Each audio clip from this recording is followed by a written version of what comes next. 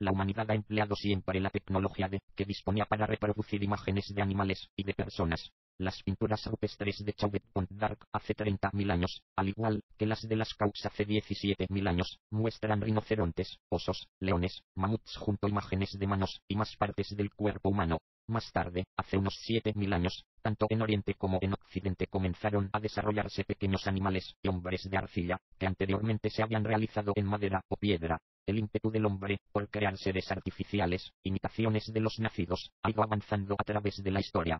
En cuanto tuvo tecnologías mecánicas a su alcance, les fue proporcionando cada vez más realismo. La literatura acerca de estas criaturas ha evolucionado paralelamente a la tecnología de cada época. Tanto en Persia como en Egipto se desarrollaron los autómatas básicos. Algunos poseían conductos, por los que circulaba la voz de personas, que se escondían en las cercanías, e incluso en el antiguo Tebas una figura articulada de Amón designaba al nuevo monarca, extendiendo un brazo accionado a escondidas, por un sacerdote. La Biblia también habla del mítico trono de Salomón, que custodiaban 2 leones autómatas, y que se elevaba hasta el techo, mientras pájaros de bronce lo sobrevolaban. La invención de las clepsidras, relojes de agua, permitieron la fabricación de artilugios hidráulicos en la antigua Grecia y Roma. La eficacia de los artistas influyó en la literatura, con mitos como el de Galatea, estatua tan bella, que su creador se enamora de ella, y tras implorar a Venus consigue que cobre vida y le corresponda en su amor. Herón de Alejandría recoge numerosos artilugios en su libro Autómatas en el año 62, después de Cristo. Él mismo creó varios artefactos humanoides neumáticos. Los conocimientos adquiridos durante el periodo clásico se pierden, para el mundo feudal, pero sobreviven a través de la cultura árabe y bizantina.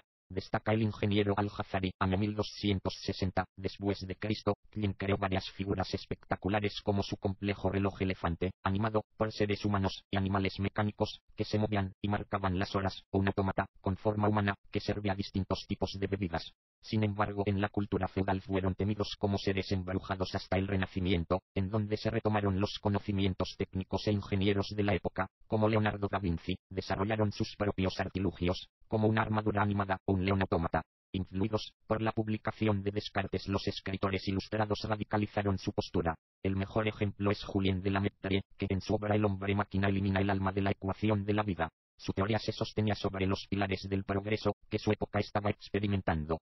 Fue testigo de la creación de los más asombrosos autómatas. El pato de Vaucanson, que emulaba el funcionamiento de un pato biológico, realizando acciones locomotoras, respiración y digestión, o el turco, el cual posee una aparente inteligencia, que le hacía invencible al juego del ajedrez.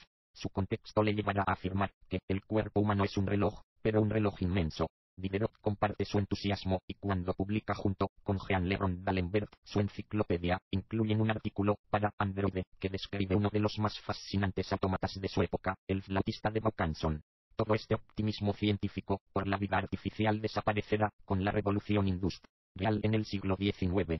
En ella, el pensamiento reinante es que los avances tecnológicos no han hecho que su calidad de vida mejore, sino que el hombre se ha convertido en un esclavo de la máquina, desarrollando trabajos repetitivos. Esta tendencia pesimista, en conjunto con una creciente misoginia causada por la reivindicación de los derechos de la mujer, hacen que el hombre proyecte su sueño mecánico en criaturas femeninas llamadas androidas, que, sustituyendo a las reales, se muestran siempre complacientes y sumisas, sin un ápice de rebeldía. Estas androidas pueblan los relatos decimonónicos como El hombre de la arena, de Hoffman, o La Eva futura, de Lisle Adam.